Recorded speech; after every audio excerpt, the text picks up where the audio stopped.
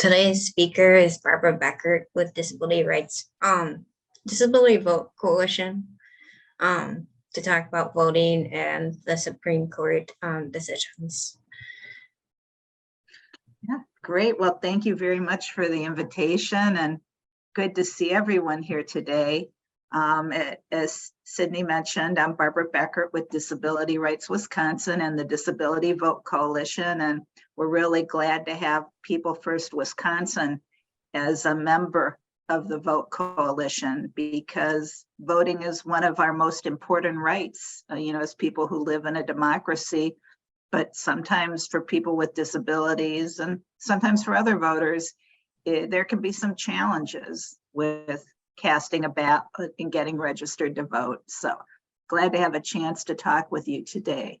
So I do have a PowerPoint, and I'll bring it up from time to time if Sydney can give me the access authority so I can share it with you.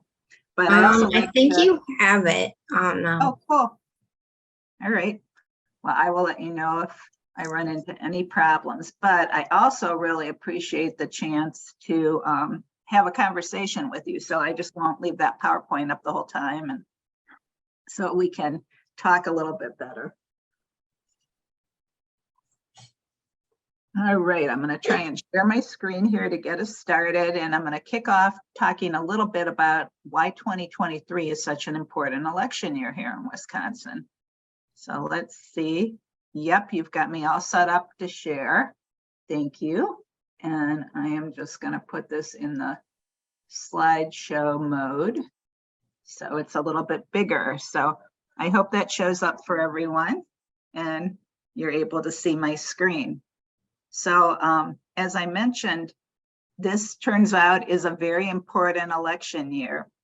We have statewide elections in Wisconsin on February 21st, and that's just around the corner, just less than a month away, and then on April 4th. And I'm really glad that we're having a chance to talk today, because when it's a presidential election or an election for governor, you're seeing commercials all the time. Everyone's talking about it. You can't get away from it.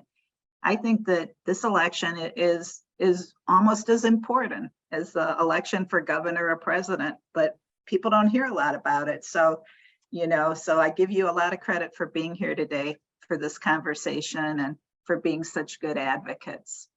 So first, just a little reminder that we have a website, disabilityvote.org, that we hope is on your list of favorites.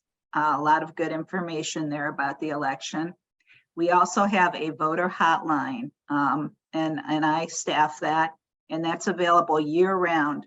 So if you have a voting question, or if you're talking to a friend or another self-advocate who has a question, please have them email us or give us a call. The number, lots of times we tell people the shorthand to remember it is 844-DIS-VOTE. And I have it written out here, 844-347-8683, and you can email us too. So what's on the ballot when you go to your polling place or you get your absentee ballot for February 21st? Well, with some of the races, it depends where you live, but one thing that all of us will see on the ballot are the candidates for state Supreme Court. And that's something that we're really going to talk a little bit more about today. So stay tuned for more information. We also, depending where you live, you might have Court of Appeals, Circuit Court. Where I live here, I'm in the Milwaukee County area in Whitefish Bay. I'm going to have a special election because my Senator, Alberta Darling, retired at the end of the year. So we're going to be voting for state senator, but I think we're the only district that's having that. And then depending where you live, there are a lot of important local races. Might be the mayor or the school board or the county board. Then in April, and we won't talk about this much today, but stay tuned. Maybe I'll have a chance to come back and visit with you again. The April election, we are going to have constitutional amendments on the ballot. And that's a really big deal. That's kind of a different type of thing to vote on. changing the Constitution, the state constitution, is something that is really significant and something you really want to think long and hard about before doing. It shouldn't happen very often. So stay tuned for more information on that one too as it gets closer to April. All right, so I'm going to talk now a little bit about the Wisconsin Supreme Court, and I'm just going to take down the stop the share for a few minutes so that we can see each other a little bit better. But as I mentioned, that's the big election that's happening this year. So why is it so important? First of all, it's the state's highest court, and it's responsible for determining if laws violate the Wisconsin Constitution. There are 7 justices on the court, and they serve 10-year terms. 10 years is a long time, right? You know, think how old you'll be in 10 years. So whoever gets elected this year is going to be making decisions that'll affect all of us for a long time to come. And there are 4 candidates right now running for the seat. So when you vote in February, that's going to make a big difference about who's on the ballot in April. The 2 candidates who get the most votes in the February primary will advance to the April 4th spring election. So voting in February is really important. It's very important. It's very, I think now, Barbara, from like years past, we haven't had a very good turnout in the April, like in like the elections, not geared towards the national election. So the primaries, the local elections, the judge, you know, what you've just presented, like the judge, the circuit, the list goes on. So what could we do to get out the vote by not like talking political, you know, being nonpartisan, but also like making sure that local elections do count in your daily life? That is such a great question, Nathaniel. Thank you very much. So I'm gonna, share a few ideas that I have, and then let's open it up for discussion a minute and see what ideas the self-advocates on this call might have. So one thing is, people often will do something because someone who they respect asks them to do it.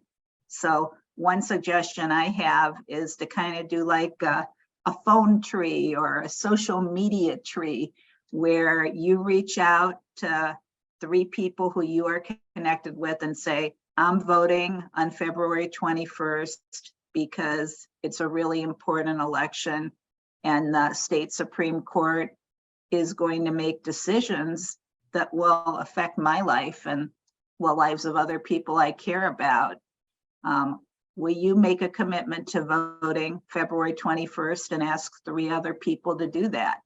And if people went back to their People First Wisconsin, local chapters, and each person reached out to 3 other people and then asked them to ask 3 more people, wow, we could have a lot of impact.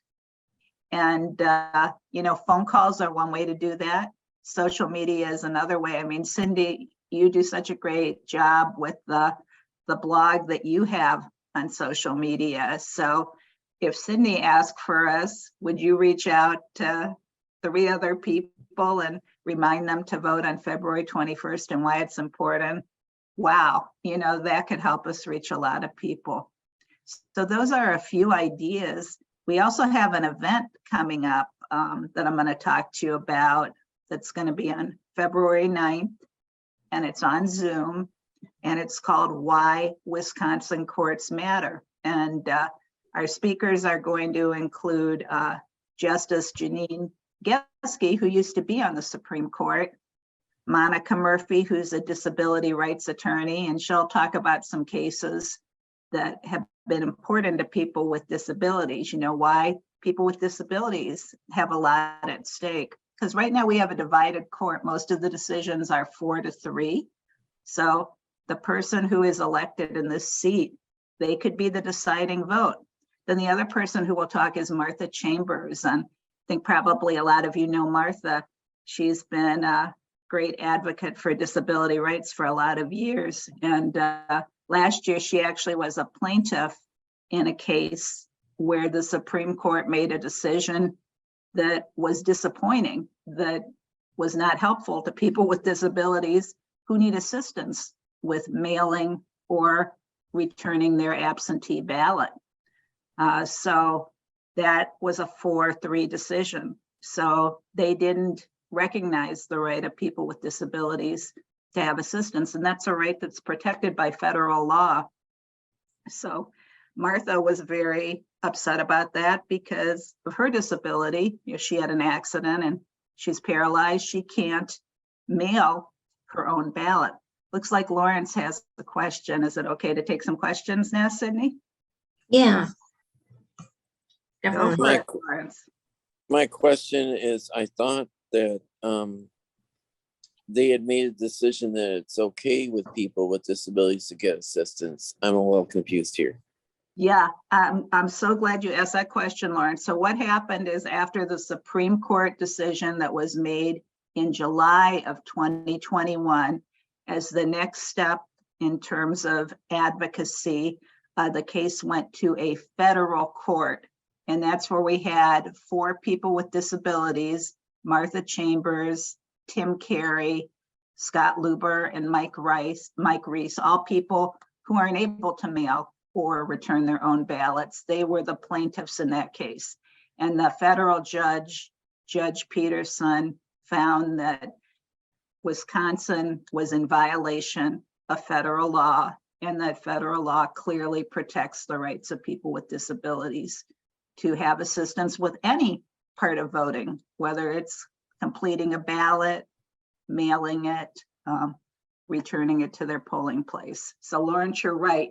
There was a good decision from the court, but not from our state Supreme Court. It was okay. So what's the current law? Can people with disabilities actually get assistance, or are they? That is the current law. Very important question. And it's a law that we all need to make sure people understand what their rights are, because there continues to be confusion about it.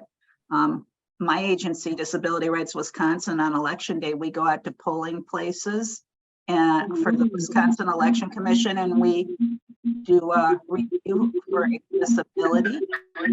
Whoops, sounds like we have a little background noise. Yeah, I'm gonna mute that. Oh, they left, whoever it was. Yeah, maybe they were having some tech problems. Anyhow, one of the polling places that we went to, they had signs on the door that said only the voter can return their ballot. So I talked to the clerk and I said, that's not correct. You know, we had a ruling from federal court and, you know, you need to take that sign down. And they did take the sign down. But in the meantime, that's probably the way all the poll workers were trained. You know, people might have gone there to return a ballot for a person with disability and saw the sign on the door and decided, oh, I guess I'm not able to do that. And that's not correct. So good question, Lawrence. So anyhow, I just wanted to open it up a minute. Nathaniel had a really good question asking about what can we do? Because usually February elections, especially, you know, if it's not like a presidential election or something high profile like that, a lot of people just decide, oh, I'm not going to vote. That's not that important, or they don't realize that there's an election.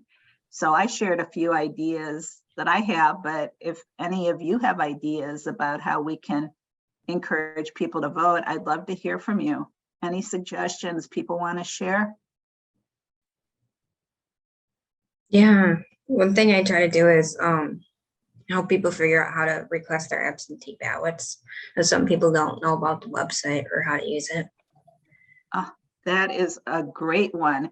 I'm really glad you mentioned that, Sydney, because that's a great reminder that right now people can request absentee ballots for the year.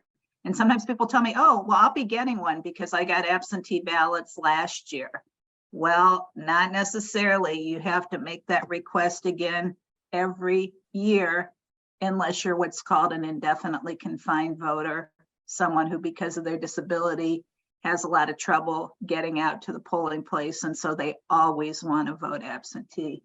Now I'm just going to put the website in the chat for My Vote Wisconsin, so everyone has that handy, because that is where you can request your absentee ballot. And if that's not convenient for you, just give us a call at the Disability Rights Wisconsin Voter Hotline, and we will give you a hand. So that was a great suggestion. I see Denise has a hand up. In terms of, in terms of telling people how important this primary is, because we have to remain unpartial or whatever you want to call it. That speakers thing that you guys are gonna have with the speakers, we can tell people that it doesn't matter what decision you make, it's just important that you have one, and give them the options of both, give them the what do you call it, the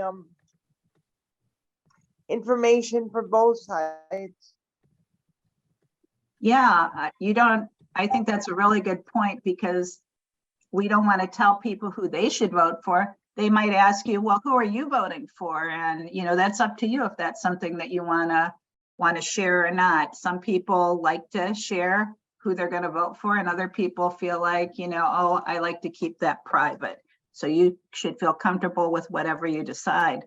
But there are some good resources for finding out more about the candidates, and we'll talk about those in a little bit. But thanks a lot for that suggestion. I did put in the chat right now the link to register for the forum on February 9th, and it'd be wonderful to see some of you there. Should we have already gotten our absentee ballots? So that is another very good question. I am just going to look at, I'm going to bring up a slide here with some important timelines. Because I'm in Rock County and I haven't gotten mine yet. Yep, not to worry. I'm going to share my screen here and we can talk about those timelines. So January 30th. So right now you should be seeing a slide with a lot of dates on it. So the one that Denise just asked about is, when do people get their absentee ballot? Well, January 31st is when clerks can begin to mail absentee ballots to voters with a valid request on file.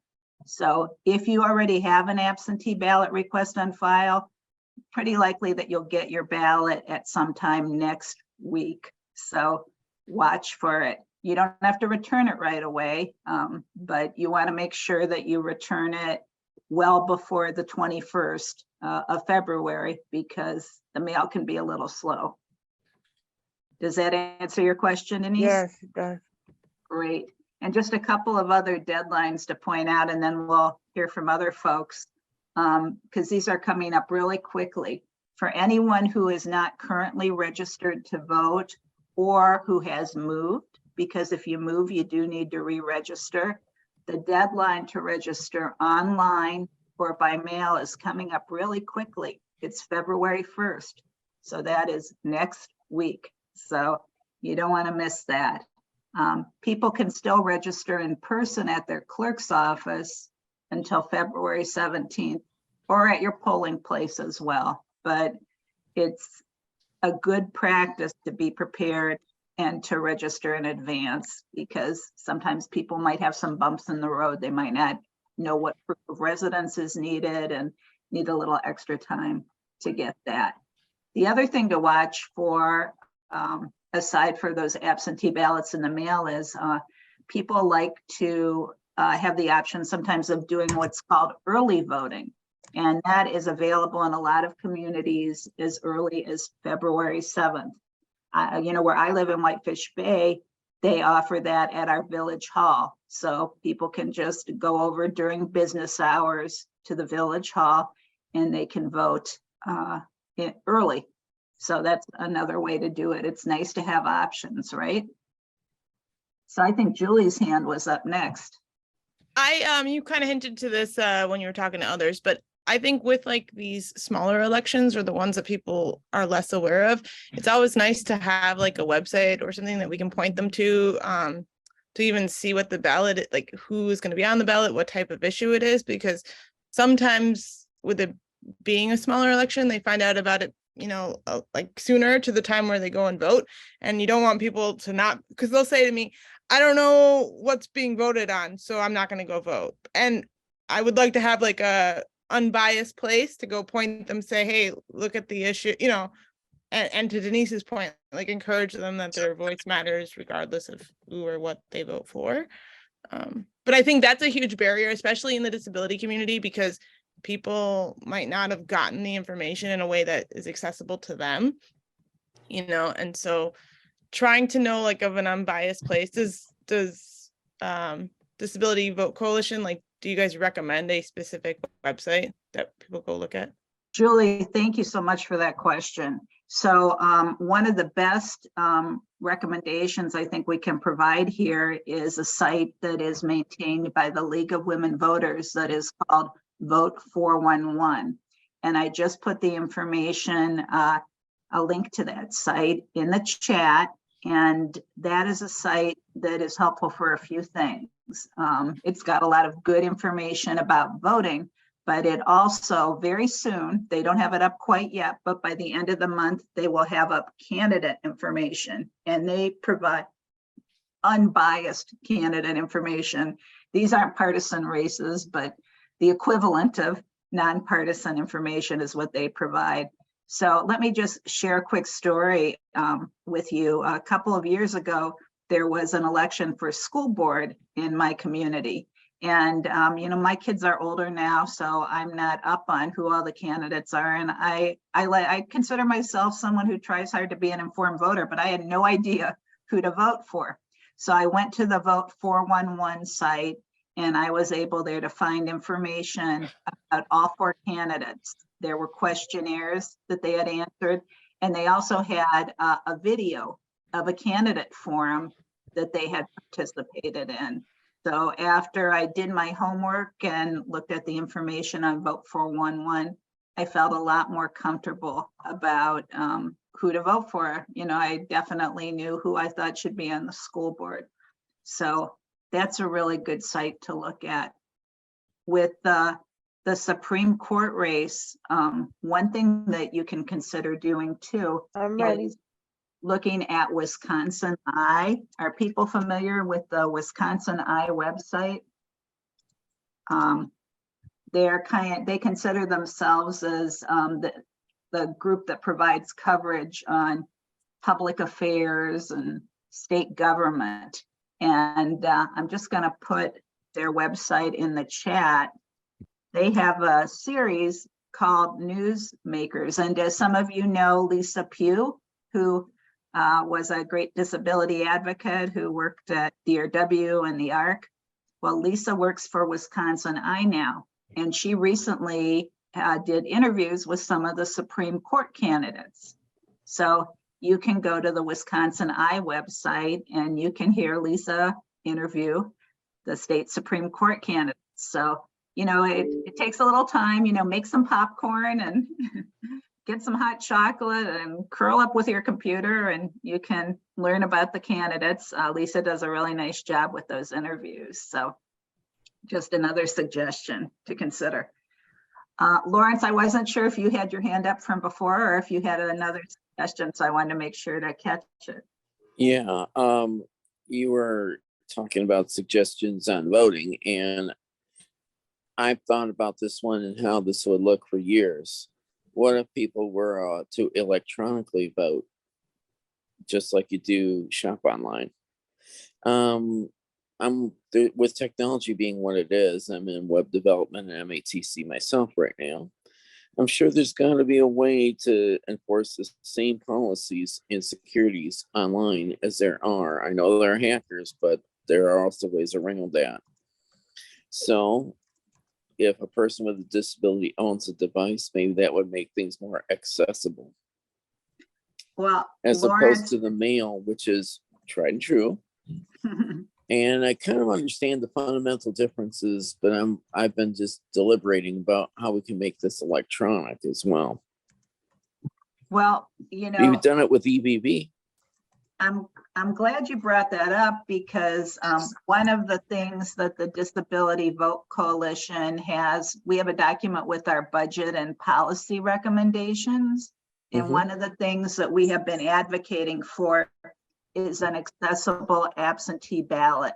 And the idea of an accessible absentee ballot is that it would allow people with disabilities who need some kind of technology, you know, because of their disability, they aren't able to fill out their own ballot, you know, a paper ballot. And that might be because they have limited ability to use their hands, or it could be because they're blind or low vision.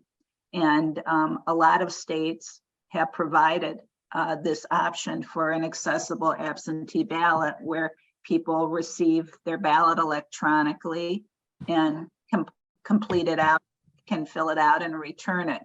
This hasn't been something that in Wisconsin that we have had a champion for yet. We really would like to have a legislator who would be our champion. And one thing that might be interesting for your group is Denise Jess, who is the director of the Wisconsin Council of the Blind and Visually Impaired, and she's blind herself and a really great advocate on voting rights. Denise is someone who's really kind of leading the fight for an accessible absentee ballot. So maybe your group would be interested to have Denise come and talk sometime. I know she'd love to Sounds good. work with you on that.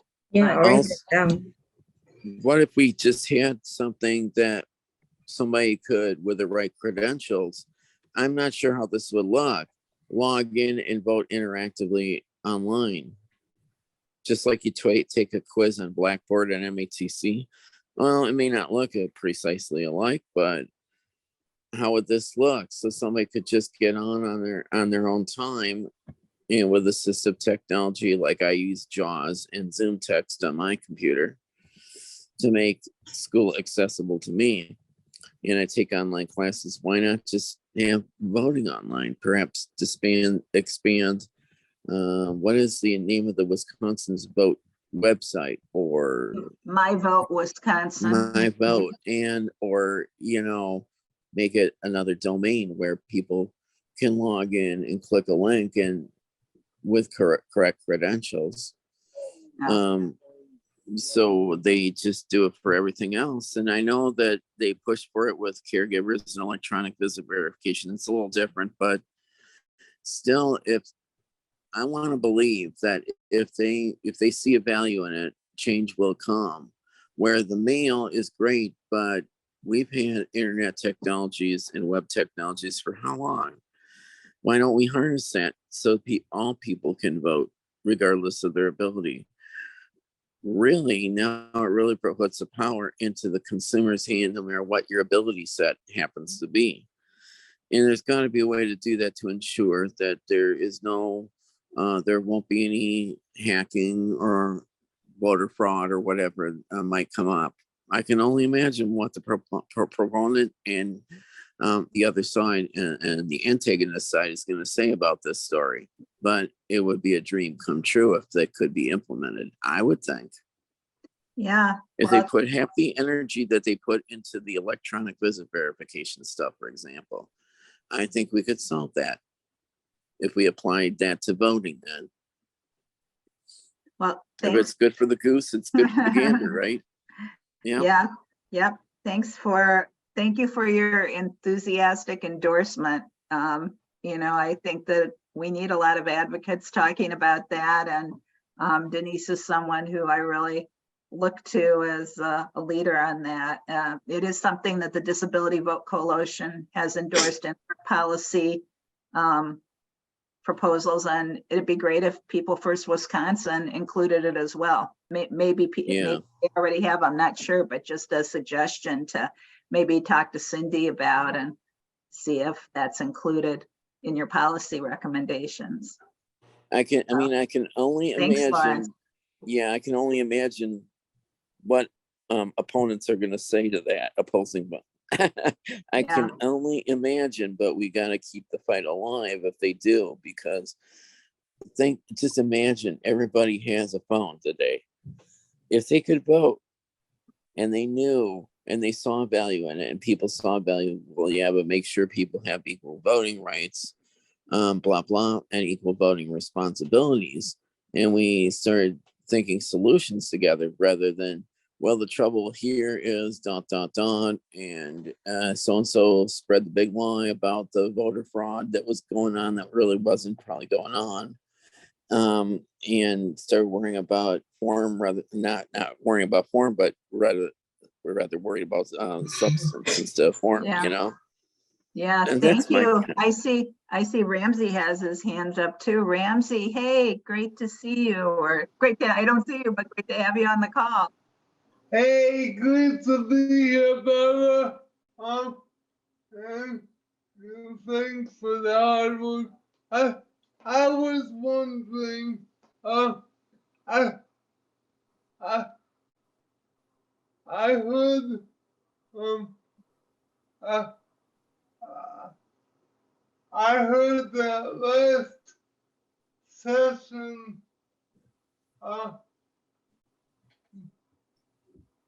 this story like Wisconsin put some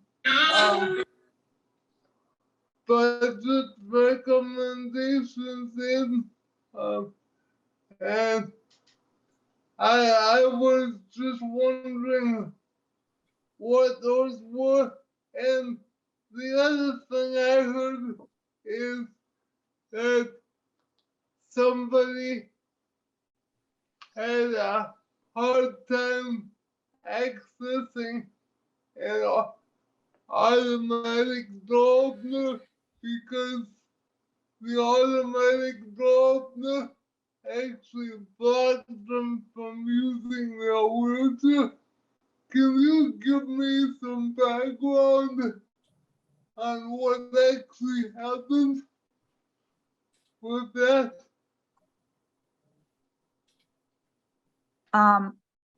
So I wasn't quite sure if I'm sorry, Ramsey, if I caught the question. Yeah, I know you mentioned about our budget recommendations and about people having difficulty with doors not being accessible. Yeah, wasn't there one complaint you had with a guy that couldn't access a door to vote or something? Okay, well, thanks for that question.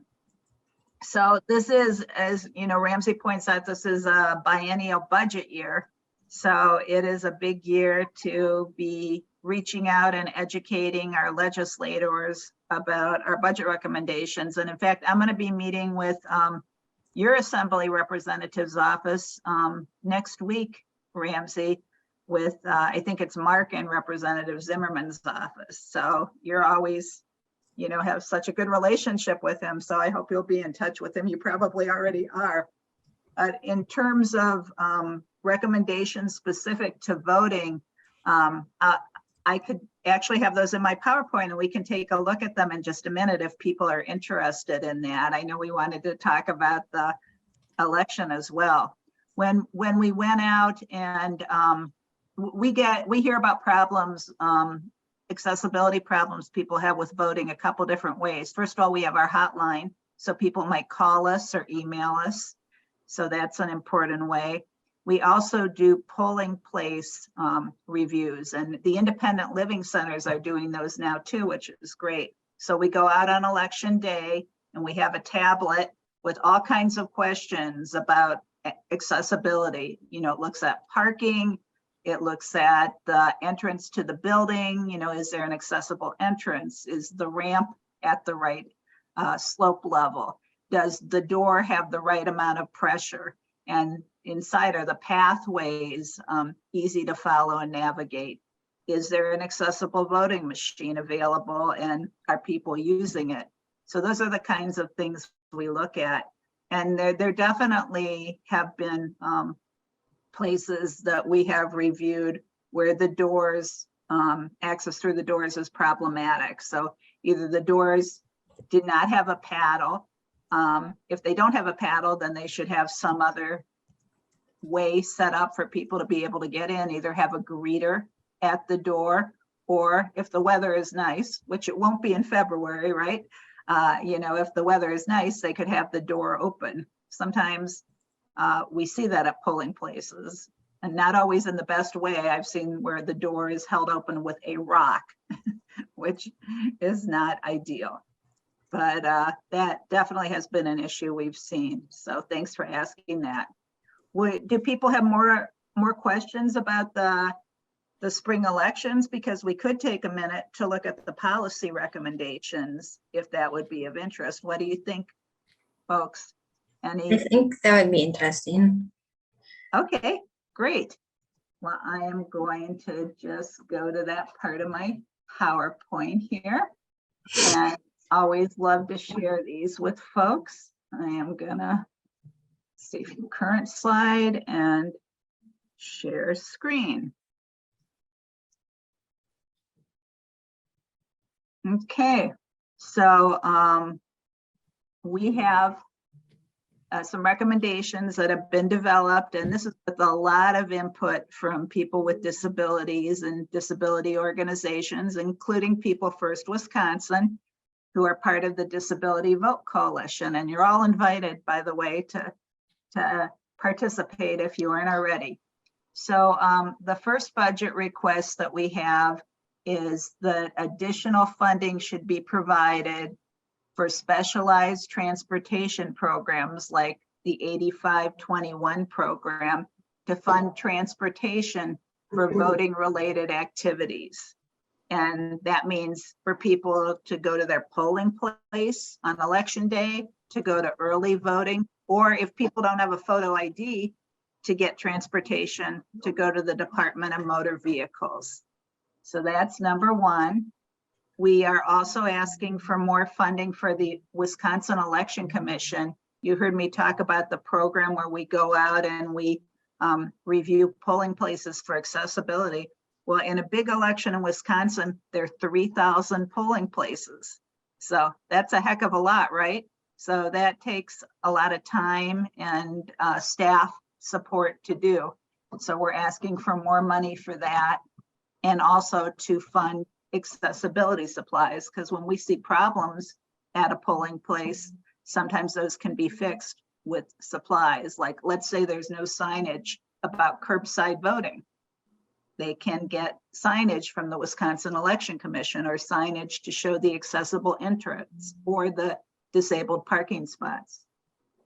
We also have some budget recommendations to increase access at the Department of Motor Vehicles.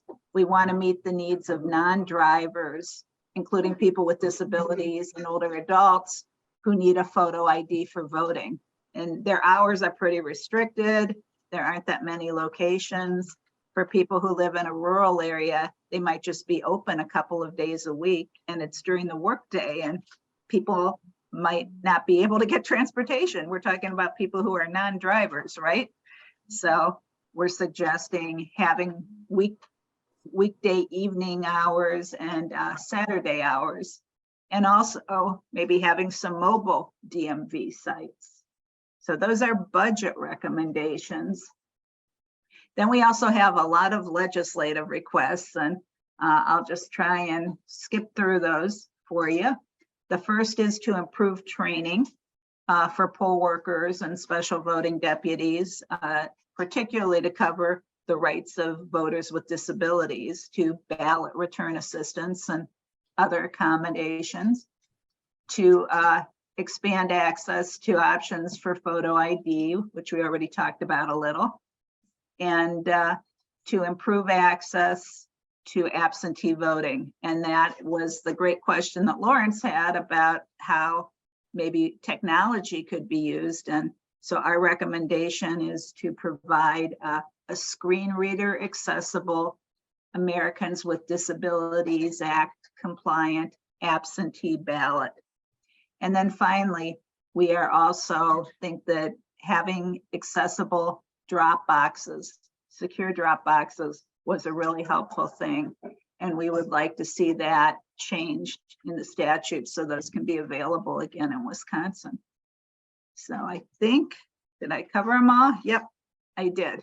So our suggestion is that, whoops, come back, is that folks look up their legislators and get in touch with them. So I'm just going to take this back down again.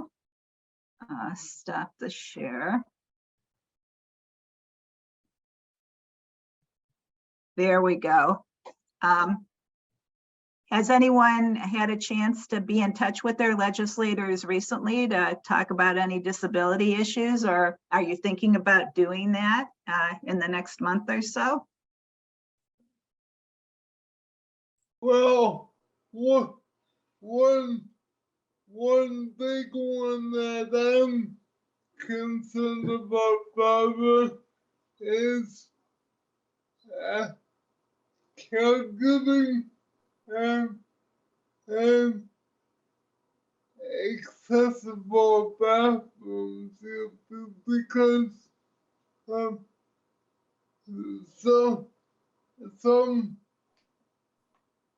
at some restaurants actually there's a caregiving crisis all over the place. So we're grateful for the personal care rate increase, but we would like to see the supportive home care rate increase as well for Irish participants. So that's a huge one. Also, I would like to make the state legislature website accessible for those who are blind or visually impaired, so that they can more easily access it from their screen readers. Thank you, Ramsey. Those are all really important recommendations. I know when I meet with legislators, I've been talking with them about the long-term care workforce crisis and the need to include rates. And I know I'm not as effective as you are because you just have such compelling examples to share about how important this is. So I'm really grateful for your advocacy. Thanks for all you do. Anyone else who's planning to connect with their legislators and talk about voting rights or long-term care or transportation? Yeah, during Disability Advocacy Day in March. That's great. That's a really good point. March 23rd. So we've told you about a lot of dates today. So make sure you have on your calendar February 21st for the spring primary and April 4th for the spring election. And then March 23rd for Disability Advocacy Day. It would make me really happy to see you all there. I hope it's possible to come. You know, we haven't been able to get together in person for a long time, and I'll be there and I'll be safe. I'll be wearing my mask and being really careful, but you know, happy to be together with folks again. So looks like Denise and Lawrence each have a hand up. Denise, you want to jump in? Yeah, this isn't a question for the legislators, but since everything's going more electronic for voting, I do absentee voting at the moment. Just because of transportation and the length of time you have to be at the polls and stuff if you were a voter. But if I did decide to be a poll worker, is there any things that are physically needed by people? And my next question is, if there are physical things that need to be done, at a poll, okay, do we have the choice not to get paid? So a couple responses. First of all, if you're interested in being a poll worker, and you asked if there are physical things that need to be done as part of the poll worker job. So I think that Yes. there are different responsibilities that poll workers have. So if there are some of those activities might be, not everyone has to do all activities. So I think it's probably likely that, a voter with a disability who wants to be a poll worker could find an environment where they're able to contribute. So a lot of you probably know Jason Endress, right? So Yeah. Jason is past president of People First Wisconsin and a great disability advocate and someone with a physical disability, and he works as a poll worker. Okay. So that's just one example. Now you asked about if there's a way to not be paid as a poll Yes. worker, and sometimes that's a concern for people just with making sure that their income is not increased because of different restrictions they might have. So I think I'd be happy to look into that for you, Denise.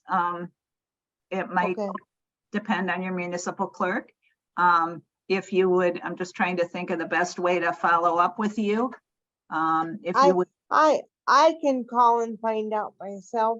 I Okay. just wanted to know if because I've never actually been to a polling place, but I know that there's a need for that, and I just didn't know what those needs were, and if we had the choice to not get paid.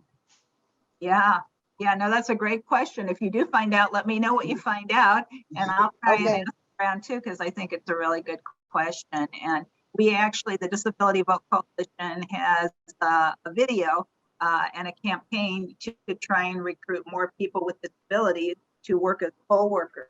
So I'm so happy you asked about that. And I think that that's something that is really important because if people with disabilities are there and they bring a focus on accessibility and on accommodations, that's going to make our voting process more accessible. So thank you, Denise. Lauren. Yeah, yeah, I'm planning on meeting with my legislators and attending Disability Advocacy Day. So I'd be happy to bring up these issues related. And you bring up transportation to voting related activities. I'm wondering if that would include things like Transit Plus for people like myself that use a wheelchair, or people I know that use a wheelchair that can't use sedans and cabs and other alternatives that, i.e. transferring's an option, or a power that we use. Some of us use power chairs, like Jason, I think, uses a power chair. If I remember right, people like us would need ADA, I'm guessing what they call ADA accessible vehicles to get there. And I know that Julie Walensky brought up that there's a shortage of drivers there, just like there's a shortage of workers. So I'm trying to figure out how we could convince our legislators to improve the transportation infrastructure then, along with the voting. They do work hand in hand then. And B, how to work on the issue and find the money for that, how this would look. Yeah, no, good question. So just to clarify in response to Lauren's question, the recommendation that we have is for more funding for specialized transportation programs. So that means programs that are ADA accessible. And the example we give are programs like 8521, which provides funding usually to counties for providing that specialized accessible transportation. So that is the recommendation. And we also, I know DRW in our budget priorities, and I think a lot of other disability groups, I bet People First, have additional recommendations to include increased funding for transportation. So voting is just one of the areas that's impacted, but here we're actually saying, put money in a pot and say, this is for voting related transportation. Because if they don't do that, they might say, sorry, you know, we don't have any money for helping with transportation to voting. It's only for other activities. We think it's important enough that that should be like a line item in the budget. So Barbara, couldn't Denise just volunteer? Couldn't, or I don't know how SSI or SSDI works or benefits work, but if she just wanted to volunteer to work at a polling place, couldn't she just do that? well, I think anyone who wonders about that, it's a good idea for them to call up and, you know, talk to their municipal clerk. That's who handles recruitment and training of poll workers. And it's not Okay. like that's something that Denise is going to do. And your clerk is a good person to get to know because if you have any voting questions, they're a good resource. And you could be a good resource for them too, because they may not always know about some of the accommodations that are important to voters' ability. So I'm just going to put again myvotewisconsin.gov in the chat, and you can go there and you can find out who your clerk is. You just go to the My Voter info, and they're your go-to person in your community for questions like the one Denise raised. Oh, and Denise, remember that the clerks do not work every single day, and they have different hours that they work. Some of them only work 2 times a week or 3 times a week, depending on each county's budget. So, you know, just be alert to that they probably do not work Monday through Friday. So. Yeah, that's a great point, Nathaniel. In Wisconsin, you know, so much depends on where you live. So if you live in a big urban area like Madison or Clare or Milwaukee, then they usually have a couple people who are working in the clerk's office, usually like at the city hall, and who are there during business hours every day. But in some rural areas, the clerk works out of their own house. They don't even have an office. Correct. And they aren't there as many hours. What's it like in your area, Sydney? Do you know, does your clerk work out of their house or? Yeah, I believe so. I think she actually lives on the same road as me, so it's pretty cool. Oh, that's nice. Right in the neighborhood, huh?